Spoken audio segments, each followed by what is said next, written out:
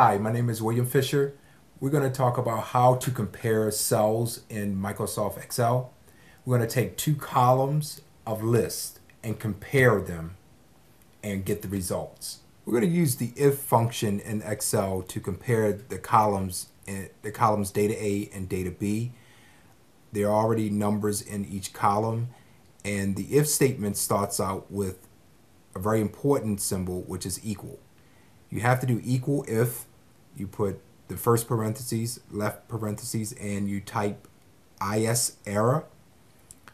Is error will actually look at common errors within the logical test.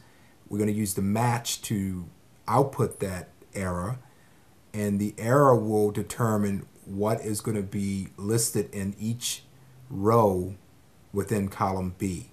So you'll either have not in list or you will have in list.